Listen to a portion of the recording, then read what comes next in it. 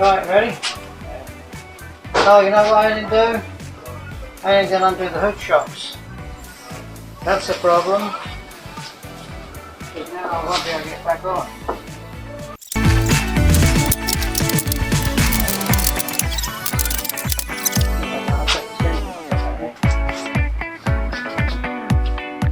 Try not to hit the engine. Close.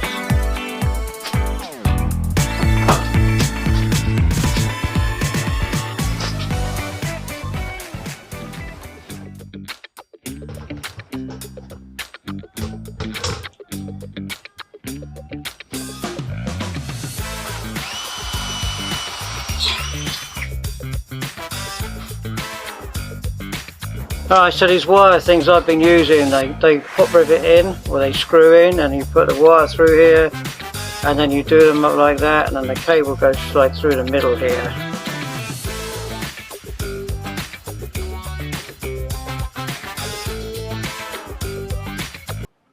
Here I'm just making sure the hood shock actually clears the fuse box and the wiring harness, so when the hood goes down it doesn't squash anything too much. A little hard to see in this video.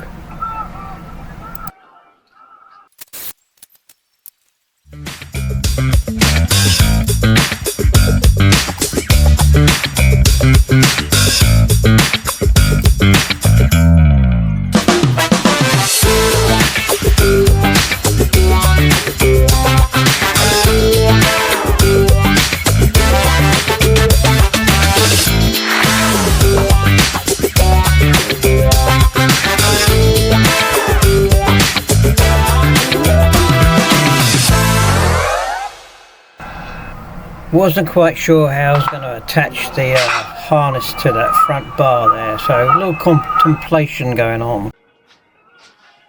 Cut visit. So this is a bracket I've been making to hold the relays to get them off the side of the body, and so I can access them really easy. Otherwise they're in a really difficult place. Try and tidy the under the hood up a little bit.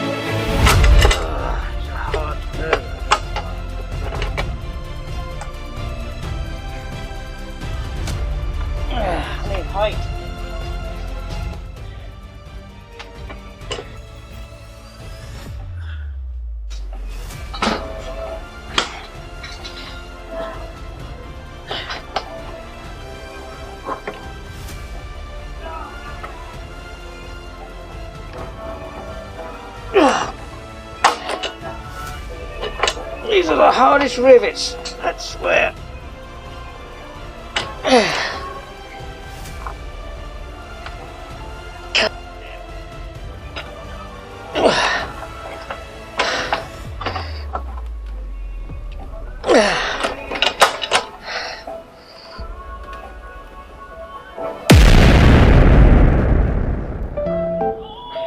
Alright, when it's done, this relay goes on here.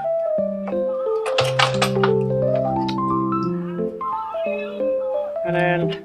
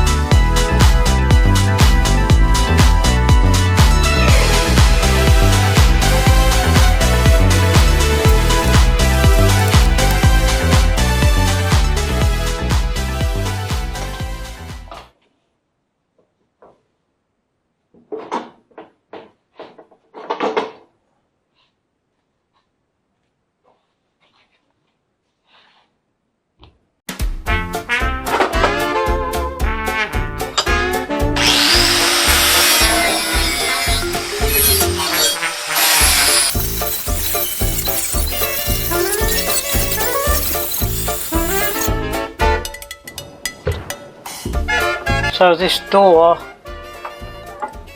don't know if you can see that, but that's moving a lot. I don't like that, so I'm gonna put a piece of really thin aluminum in there.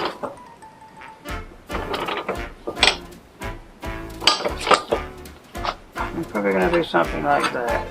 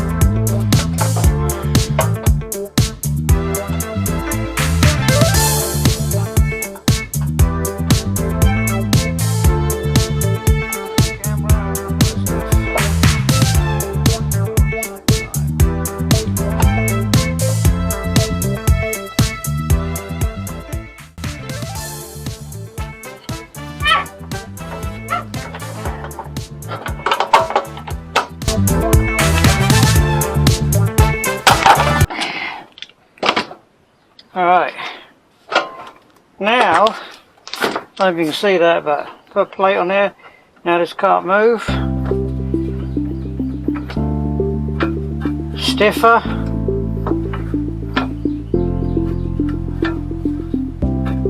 I think that'll be alright. Right, hope the sound's working this time. So, got all this done, kind of cut this off. I got to put another weld nut in there, probably one in there. Try and get some more of these blind screws from somewhere. Got the door working down here. Got to put the hood, I've got to get this done up, and then it's all going to be done in rhino liner, all this section in here. I don't want to paint it with regular paint. It's going to be like under seal rhino liner stuff. And then here there's going to be another plate on top of this with a seal on it that runs down the inside of the hood, so the water doesn't actually get into the engine compartment.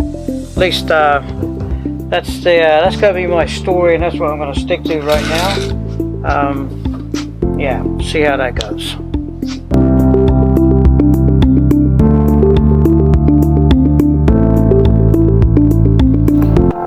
Alright, next up is the auxiliary fan. I had to make some pins to go inside the tube there. I had to cut it off to get the engine out.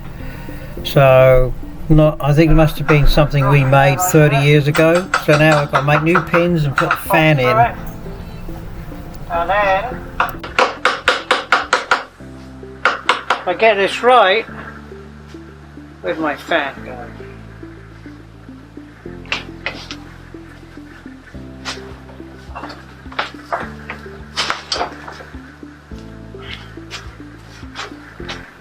I'm going to weld these to the fan.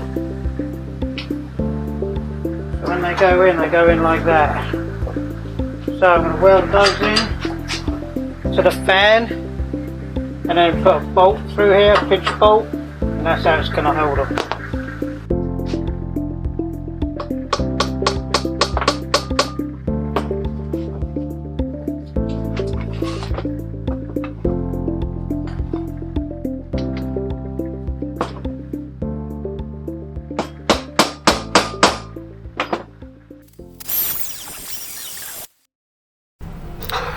So I changed my mind and I decided just to drill a small hole and tack the pins in, those two silver pins.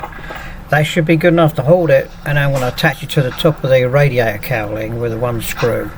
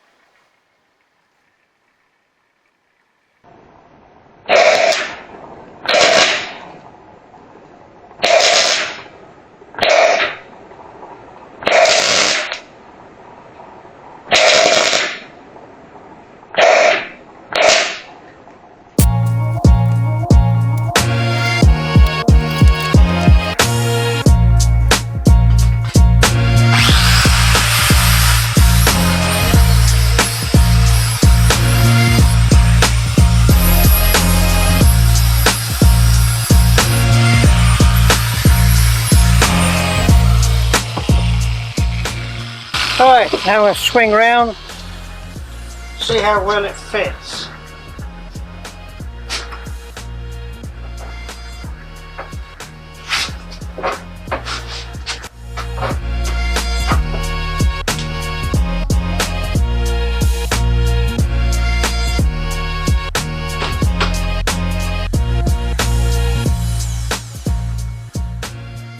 I may not even put a drill hole in there, I just might put a plate on top, hold it down. I can't see that coming out. If I had a plate on from here to here,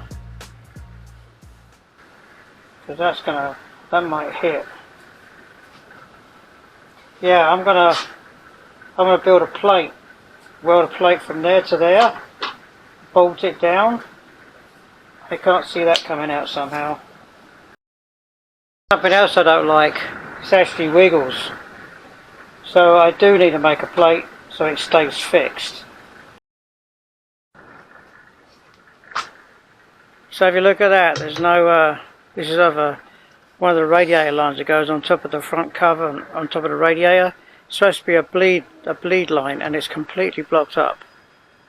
So I didn't know that until I took it apart. So I've cleaned this one out as well.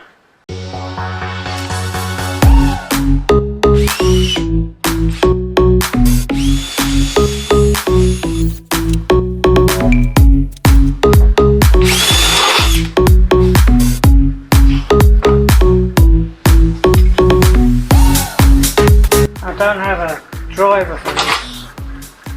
I don't have my tap set here.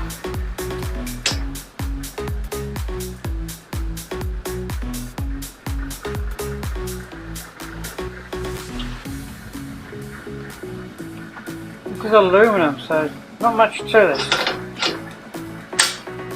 But it's really thick.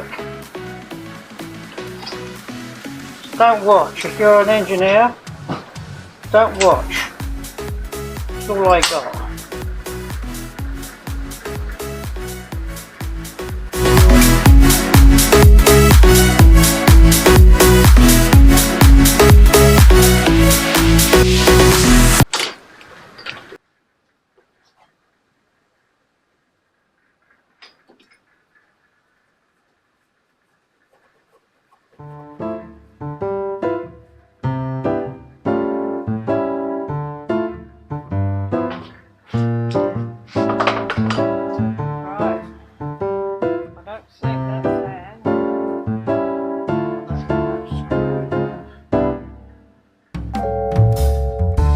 I get a new one of these, but the receiver dryer sits in here.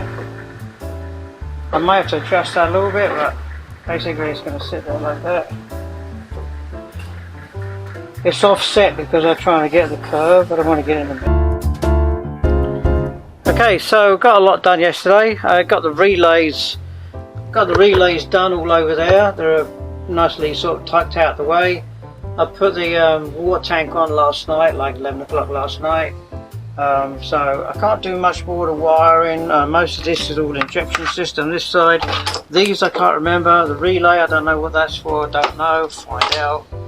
I got the wiring to the lights for the passenger side, the driver's side. So what's unusual about this car? Let's talk about that a minute. So you new viewers to the channel and just like turning up like, what's this guy doing here? So this is an XJS station wagon. Some of you heard the story already before, but we cut the roof off 30 years ago, and the car sat in Melbourne, Florida all that time. So I dragged it home after the owner decided he was going to retire from the garage. And so it's a wagon. This is a Toyota Corolla rear tailgate. We made a new roof, we need new buttresses, we need, all this is like manufactured, it's all steel in here. It's got a Buick sunroof in it. Again, you can see in here there's a ton of work to do in here. Okay, so much work. But I pulled the engine out, I pulled the back axle out, I fixed the brakes because the brakes are inboard on this thing.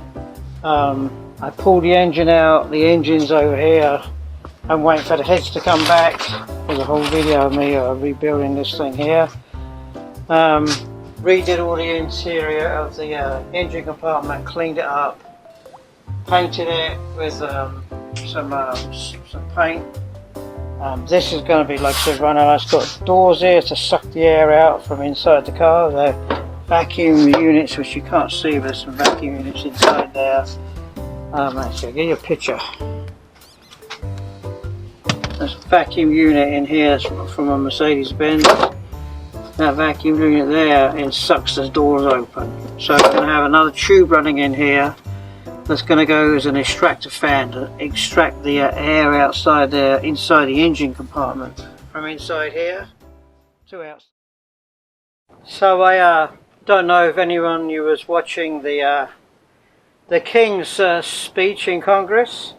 I mean, I'm not very political, to be honest with you. I hardly ever vote anyway, but I'm from there. I'm from Windsor. I used to work on the Queen's cars and probably Charles's cars when I worked for Jaguar in a little place called Egham. It's actually next to Runnymede, so Egham's between Heathrow Airport, Staines, Egham, and then there's Windsor. And so I went to Magna Carta High School as a kid. It was a useless school. It's actually got a lot better since I was there. That's back in 68, 69. But I used to road test Jaguars right across Runnymede, as he suggested that Runnymede, there's a monument there, which is, I think it was built by the American Bar Association, because everything's done off, you know, off the Magna Carta, or at least American laws on that is dedicated after the Magna Carta. But anyway, I thought Charles did really good. I never used to like him much, but he seems to have like got his stuff together, so he did really well. It was like telling Congress off with a cup of tea in his hand, you know, in a very polite way. So I guess sometimes some people in England are that way. Not me, I'm just a regular grunt. But hey, people like him. He's more privileged, but actually he's done quite well. So I was really impressed with Charlie. So I mean, I am an American citizen, but he still is my king, I guess. So. Anyway, and this is where this old girl came from, pretty much the same place, the old Jaguar. So anyway, thanks for watching, like and subscribe, and see you in the next video. So let me go back to work on this car.